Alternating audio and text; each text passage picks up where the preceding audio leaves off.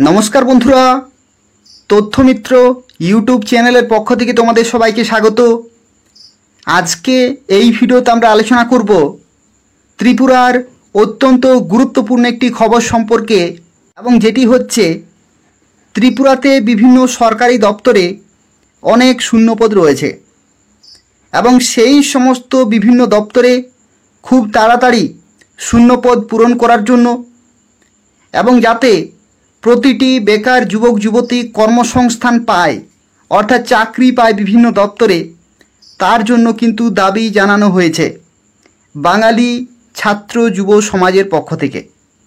এটা তোমাদের প্রত্যেকের জন্যই খুবই গুরুত্বপূর্ণ রয়েছে, অর্থাৎ তোমরা যারা বিভিন্ন পোস্টের জন্য প্রিপারেশন নিচ্ছ বা বিভিন্ন দপ্তরের বিভিন্ন চাকরির জন্য প্রস্তুতি নিচ্ছ, তোমাদের প্রত্যেকের জন্যই আজকের এই ভিডিওটি অত্যন্ত গুরুত্বপূর্ণ হতে চলেছে। এখানে নতুন নতুন অনেক খবর রয়েছে, সেই সম্পর্কে বিস্তারিতভাবে আলোচনা করব। তো সম্পূর্ণভাবে ভিডিওটি দেখতে থাকো এবং এই ধরনের খবরগুলি নিয়মিত পেতে হলে অবশ্যই তোমরা প্রত্যেকেই চ্যানেলটি সাবস্ক্রাইব করে রাখো। তো দেখো, এখানে বলা হচ্ছে বিভিন্ন সরকারি দপ্তরের শূন্যপদ পূরণের পাশাপাশি বর্তমান পরিস্থিতিতে বেকারদের কর্মসংস্থান নিশ্চিতকরণে জোর দিল বাঙালি ছাত্র যুব সমাজ। অর্থাৎ ত্রিপুরাতে যে সমস্ত দপ্তরগুলি রয়েছে সেই দপ্তরে অনেক শূন্যপদ রয়েছে এবং সেই সমস্ত শূন্যপদগুলি যাতে খুব তাড়াতাড়ি পূরণ করা হয় তার জন্য কিন্তু জোরালো দাবি করা হয়েছে বাঙালি ছাত্র যুব সমাজের পক্ষ থেকে, এবং কর্মসংস্থান যাতে নিশ্চিত করা হয় তার জন্যই কিন্তু জোর দাবি কিন্তু জানানো হয়েছে। এবং তাদের দাবি যে বেকারদের আত্মনির্ভরশীল হওয়ার উদ্যোগ নিতে হবে সরকারকে, এবং সরকারি সবকটি দপ্তরের শূন্যপদ পূরণ করতে হবে। শুধুমাত্র এক দুটি দপ্তরে নিয়োগ করলেই হবে না, ত্রিপুরা সরকারের অনেক দপ্তর রয়েছে, সেই প্রত্যেকটি দপ্তরে অবশ্যই অনেক শূন্যপদ রয়েছে এবং সেই সমস্ত শূন্যপদগুলি কিন্তু কম বেশি করে নিয়োগ করতে হবে, এক দুটি দপ্তরে নিয়োগ করলে কিন্তু হবে না।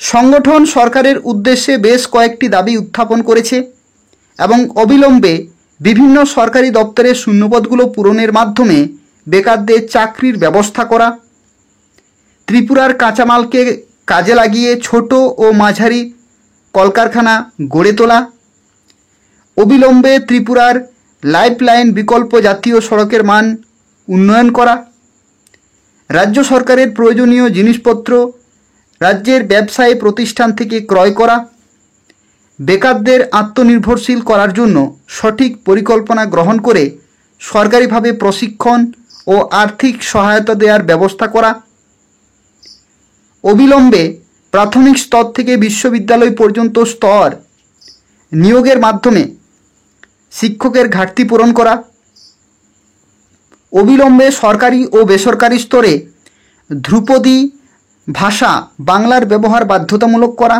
ইত্যাদি। অর্থাৎ এই সমস্ত গুরুত্বপূর্ণ দাবিগুলি কিন্তু করা হয়েছে।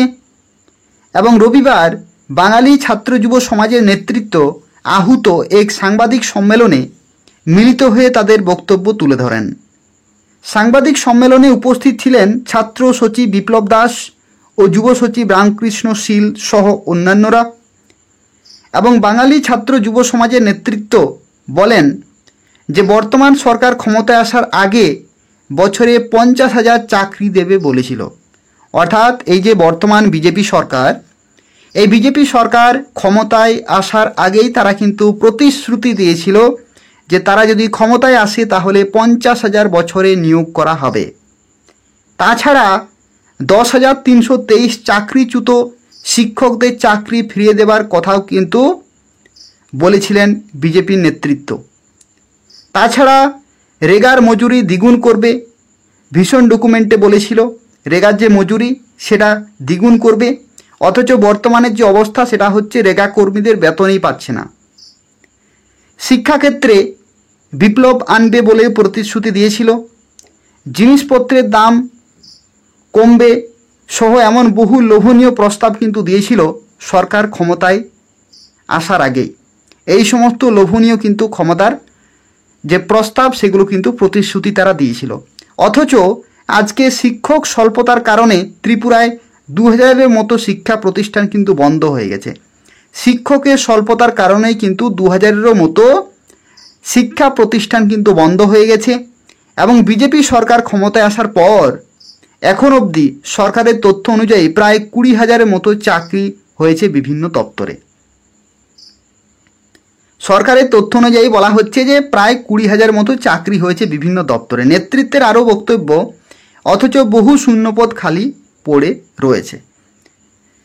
আজকে অফিস কাছারি, শিক্ষা প্রতিষ্ঠান, আরক্ষা দপ্তর থেকে শুরু করে হাসপাতাল সহ বিভিন্ন দপ্তর কর্মী স্বল্পতায় কিন্তু ভুগছে। বিভিন্ন দপ্তরে টেম্পোরারি বা কন্ট্রাকচুয়াল বেসিসে বা চুক্তিভিত্তিক কর্মী কিন্তু নিয়োগ হয়েছে।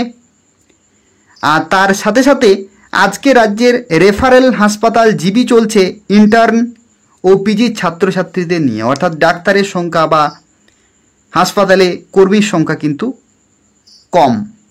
2000-এর মতো শিক্ষা প্রতিষ্ঠান বন্ধ হবার পরও বাকি স্কুল কলেজগুলোর শিক্ষক স্বল্পতার কারণে পুরো ক্লাস পর্যন্ত বন্ধ হয় না। আর বিদ্যাজ্যোতির অবস্থা তো আরও করুণ অবস্থা। বিদ্যাজ্যোতির যে শিক্ষক তারা কিন্তু বহুদিন ধরে বেতন পায়নি, এটাও কিন্তু একটা সমস্যা। সরকার বাংলা ভাষাকে ধ্রুপদী ভাষার মর্যাদা দিলেও বিদ্যাজ্যোতি প্রকল্পে মাতৃভাষা একেবারেই উপেক্ষিত।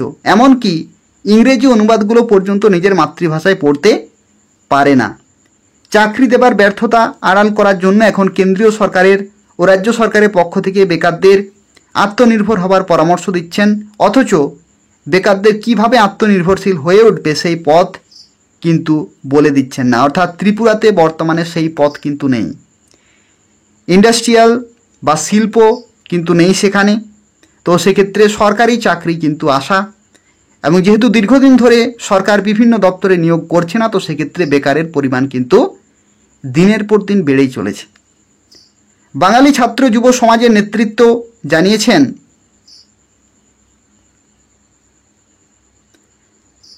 তারা যখন বিরোধী আসনে ছিলেন তখন এফডিআইয়ের বিরোধিতা করে বলেছিলেন তা চালু হলে দেশের মধ্যবিত্ত শ্রেণীর লোকের অবস্থা বেহাল হয়ে পড়বে। অথচ এই সরকার ক্ষমতায় আসার পর বড় লোকদের স্বার্থ সুরক্ষায় বেশি ব্যস্ত। যারা ক্ষমতায় আসার আগে বিদেশ থেকে কালো টাকা উদ্ধার করবে বলেছিল, অথচ তাদের আমলে আরও কালোধন বিদেশে পাচার হচ্ছে। আজকে অনলাইন ব্যবসার অনুমতি দেওয়ার ফলে ক্ষুদ্র ও মাঝারি ব্যবসায়ী একেবারে পথে বসেছে।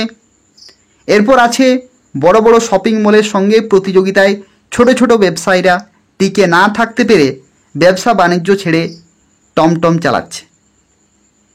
কেউ কেউ শপিং মলে কর্মচারী হিসাবে কাজ করছে। যারা আত্মনির্ভর ভারত গড়ার উপদেশ দেয় তারাই আজ বিদেশি জিনিস, বিদেশি খাবার, বিদেশে চিকিৎসা পরিষেবা বেশি গ্রহণ করে বড় বড় ব্যবসায়ীদের সাথে প্রতিযোগিতায় টিকতে না পেরে বহু ছোট ছোট ফ্যাক্টরি, কলকারখানা বন্ধ হয়ে গেছে। আবার এই সরকার স্বচ্ছ ভারত গড়ার জন্য লাখ লাখ করে বিজ্ঞাপনের জন্য, অথচ দূষণমুক্ত পরিবেশ দপ্তর থেকে পরিবেশ নির্মূল রাখার, ফ্লেক্সের ব্যবহার কম রাখার জন্য বলা হয়েছে।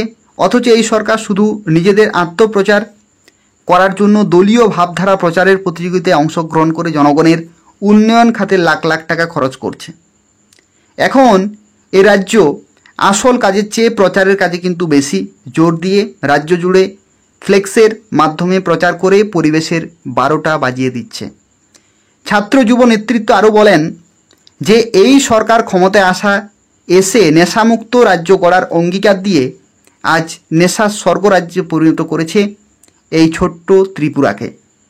আজ ক্লোরেক্স, কফ সিরাপ, ড্রাগসের মতো মারাত্মক ক্ষতিকারক নেশা অহরহ বিক্রি হচ্ছে। আজ প্রতিদিন রাজ্যের কোথাও না কোথাও নেশা ধরা পড়ছে, অথচ নেশা কারবারিদের তেমনভাবে ধরতে পারছে না। এই সরকার ত্রিপুরাবাসীদের ভালোভাবে বাঁচার কোনো দিশা দেখাতে পারছে না।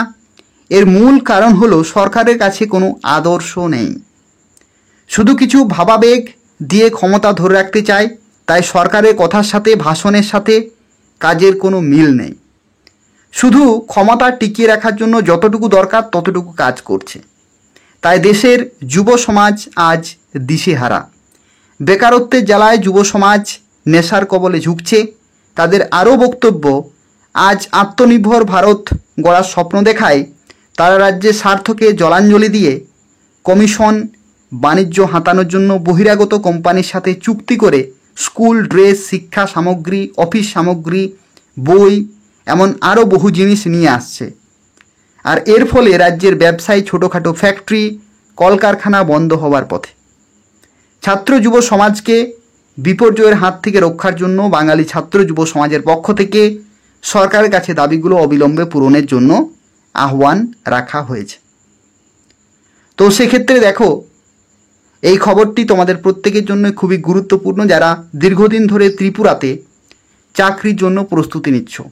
তোমরা প্রত্যেকেই জানো যে দীর্ঘদিন ধরে বিভিন্ন দপ্তরে কিন্তু নিয়োগ নেই। কিছু কিছু দপ্তরে নিয়োগ হচ্ছে, তার মধ্যে কিছু হচ্ছে কন্ট্রাকচুয়াল, কিছু হচ্ছে ফিক্সড পে অর্থাৎ চুক্তিভিত্তিক অনিয়মিত কর্মচারী নিয়োগ হচ্ছে, কিছু কিছু জায়গাতে পার্মানেন্ট পোস্টে নিয়োগ হচ্ছে, কিন্তু সেই ভ্যাকেন্সি খুবই অল্প পরিমাণে। ত্রিপুরা সরকারের অনেক দপ্তর রয়েছে, কিন্তু কিছু সংখ্যক দপ্তরে অল্প পরিমাণে নিয়োগ হচ্ছে, বাকি দপ্তরগুলিতে নিয়োগের কিন্তু কোনো খবরেই নেই। তো যাতে প্রত্যেকটি দপ্তরে কম বেশি করে নিয়োগ করা হয়, তার জন্যই কিন্তু এই দাবি করা হয়েছে বাঙালি ছাত্র যুব সমাজের পক্ষ থেকে।